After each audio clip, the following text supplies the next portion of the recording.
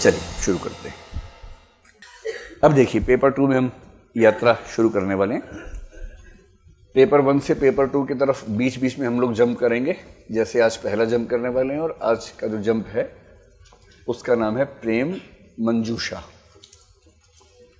दरअसल आपके पाठ्यक्रम में प्रेमचंद की सर्वश्रेष्ठ कहानियां नाम से एक टॉपिक है और प्रेमचंद की सर्वश्रेष्ठ कहानियों का संकलन अमृत राय ने किया था। अमृत राय ने जिन 16 कहानियों को चुना उन्हीं को लेकर कुछ पब्लिशर्स ने प्रेम मंजूषा नाम से पब्लिश कर दिया। तो बात एक ही है, कहानियाँ वही हैं। पाठ्यक्रम के हिसाब से प्रेमचंद की सर्वश्रेष्ठ कहानियाँ, संपादक अमृत राय। एक कॉपीराइट नाम की चीज़ होती है, आप तो पेटेंट लॉज पढ़ते होंगे, IPR पढ़ते होंगे, है ना। कॉपीराइट का नियम ये होता है कि हर देश में अलग अलग है कि लेखक की मृत्यु के इतने वर्ष के बाद कॉपीराइट खत्म हो जाएगा, कॉपी लेफ्ट शुरू हो जाएगा। तो भारत में 60 का नियम है। 70 को लेकर खूब प्रयास चल रहा था लेकिन फाइनल हुआ नहीं। बीच में एक बार मुझे लगा कि हो गया है लेकिन वो नहीं हुआ नहीं।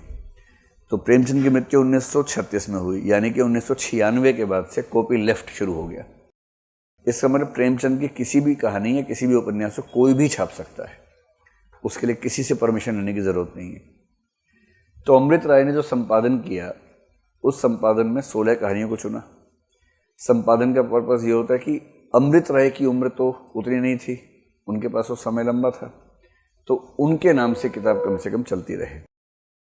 पर क्योंकि कहानियाँ प्रेमचंद की हैं, यदि कोई दूसरा लेखक उन्हीं कहानियों को बिना अमृत राय का नाम लिखे छाप दे तो कॉपीराइट एक्ट के तहत आप उसका कुछ कर नहीं सकते हैं।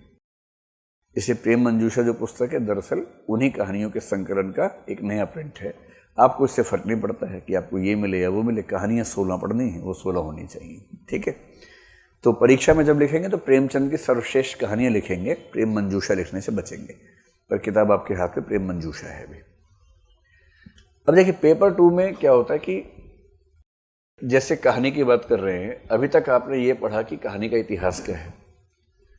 अब आपको प्रैक्टिकल करना है। थियरी पढ़ चुके हैं, प्रैक्टिकल पे आना है। और प्रैक्टिकल का मतलब ये हुआ कि किसी एक कहानी को लेंगे, उस कहानी की समीक्षा करनी है। कहानी की समीक्षा किन टूल्स से होती है उसमें से कुछ टूल्स को आप जानते हैं, कुछ टूल्स को आज हम समझ लेंगे। उसके बाद आप किसी भी कहानी की समीक्षा अपने हाथों कर सकेंगे। आज आपको नोट्स मिले गए हैं, उन नोट्स में लगभग सारी कहानियों की समीक्षा हमने लिख के दे दी है। 3-4 कहानियों पे ऐसा है कि कुछ कम कंटेंट अगर है तो उसको हम क्लास में लिख लेंगे, समझेंगे, फिर लिख लेंगे। तो पहले हम ऐसा करते हैं, 2-2 मिनट लगा के एक बार सारी कहानियों को रिफ्रेश कर लेते हैं कि उस कहानी में क्या था, क्या थीम थी। एक दो कैरेक्टर्स के नाम पता रहेंगे तो काम चल जाएगा हमारा, ठीक है। तो पहले हम महत्वपूर्ण 8 कहानियों से शुरू कर दें, वहीं से करें। तो उनका नाम आप बोलते रहिए किसी क्रम में। सबसे पहले कौन सी कहानी थी बताइए? बड़े घर की बेटी। चलिए,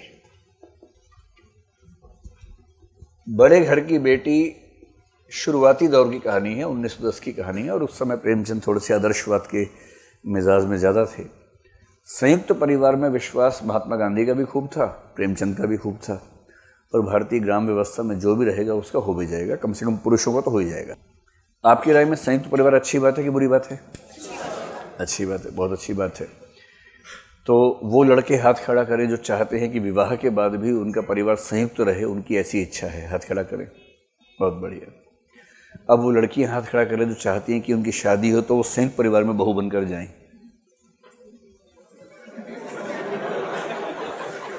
एक बार फिर से सोच लीजिए, जल्दबाजी मत कीजिए, और संयुक्त परिवार में सबसे छोटी बहू बनकर जाएं।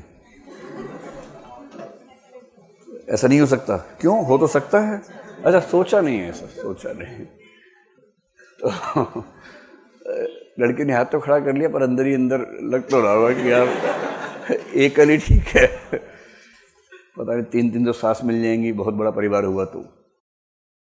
जैसे सीता मैया की 3 सास थी, कितना मुश्किल रहता होगा उनके लिए। इसलिए कुछ लोग कहते हैं कि वो चली गई राम के साथ तो ठीक ही रहा। 3 सास की सेवा करना मजाक तो होना है। तो 14 साल तक 3 सास की सेवा, इसलिए असली तपस्या उर्मिला ने की। उर्मिला समझ रहे हैं? मिसेस लक्ष्मण, हाँ, पर लक्ष्मण की पत्नी श्रीमती लक्ष्मण। तो उर्मिला को लक्ष्मण छोड़ के चला गया, और दुनिया कहती है कि सीता ने अपने पति के लिए कितना बड़ा त्याग किया, उनके साथ जंगल चली गई। मेरी बेसिक समझ कहती है कि पति के साथ जंगल में रहना 3 सासों के साथ घर में रहने से ज़्यादा आसान और रोचक कार्य है।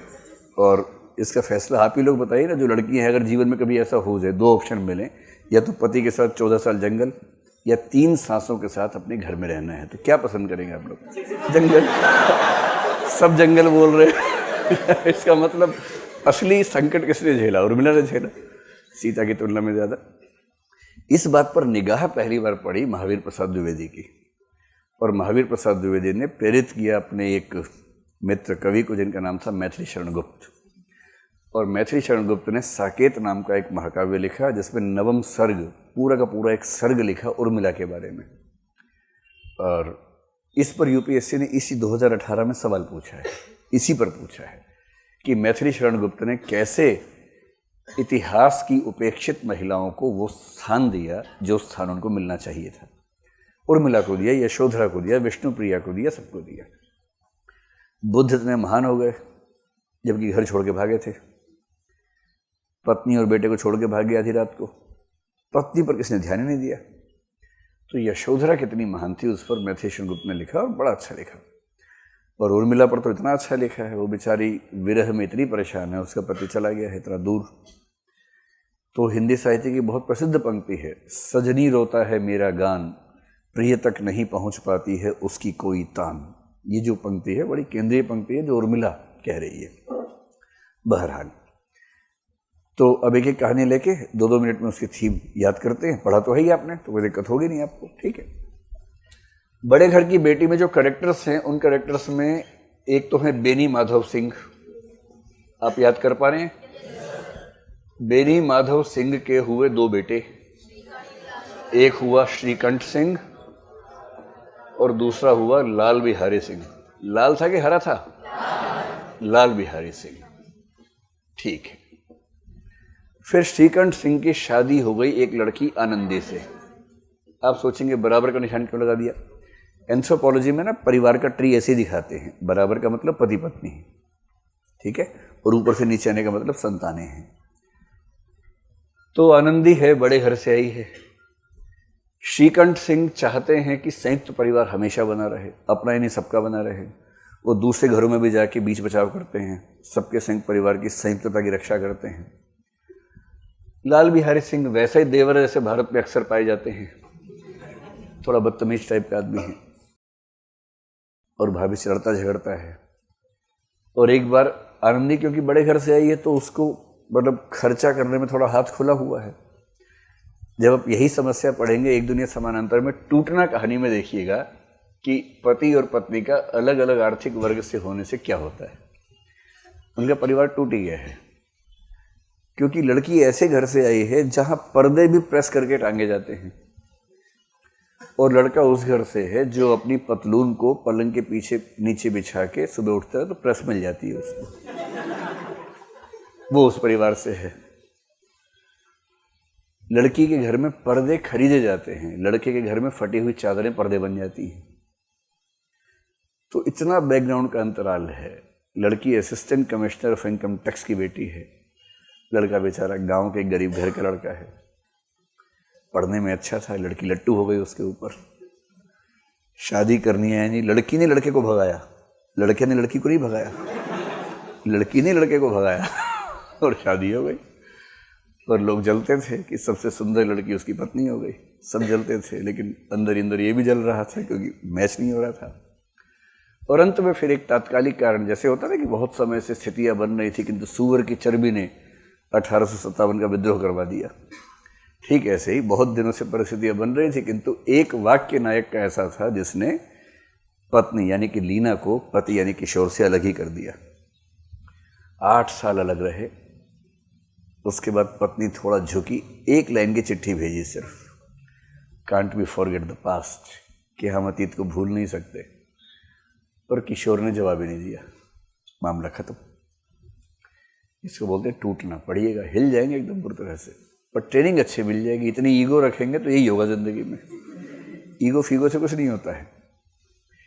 तो लाल बिहारी सिंह ने कहा कि भाभी इतना घी क्यों बर्बाद करती हो। भाभी ने कुछ कहा, बात आगे बढ़ गई तो खड़ाऊ उतार के मारा कस के उसको। तो खड़ाऊ यहां से यहां गया, उसे चोट लगी। तो आनंदी बड़े घर की थी, उसके मन में भाव आया कि बर्बाद कर दूंगी, इतनी हिम्मत हो गई इसकी। अब श्रीकंठ सिंह जब वापस आई घर पे, जैसी पत्नी के मुंह से सुना कि ऐसा हुआ है, तो ऐसा होता है कि अब संयुक्त परिवार के ज्ञान बाहर देते नहीं, पर घर में जब ऐसा होता है फिर झेलना मुश्किल हो जाता है। तो अपनी पत्नी के सम्मान की रक्षा करने के लिए अड़ गए कि अब चाहे जो हो, अब तो अलग होके ही मानेंगे। ये बेचारे परेशान हैं, कैसे समझाएं दोनों को। और अंत में जब आनंदी ने देखा कि चीज़ें बिगड़ रही हैं, आनंदी ने खुद ही झुककर बात को रोक लिया और कहा कि चलिए कोई बात नहीं, ऐसा हो जाता है परिवार में, आगे से हम ठीक से रहेंगे। और बेनी माधव सिंह, जिनके अंदर प्रेमचंद बैठे हैं, वो क्या कह रहे हैं, बड़े घर की बेटियां ऐसी ही होती हैं, तो छोटे घर की ऐसी नहीं होती, बड़े घर की होती हैं। अभी प्रेमचंद गोलूपन से लिख रहे हैं ना, 1910 का है, शुरुआती है। अभी उनके मन में संस्कार ऐसे हैं कि अमीर घरों की बात ही अलग होती है, अमीर घर ऐसे होते हैं वैसे होते हैं। आगे चल के उनका फोकस गरीब घरों पे आ जाएगा, अभी अमीर घरों पर है। अभी उनको अमीर लोग अच्छे लग रहे हैं। धीरे धीरे आप पाएंगे एकदम उनका दृष्टिकोण बदल जाएगा, रिवर्स हो जाएगा इसका दृष्टिकोण।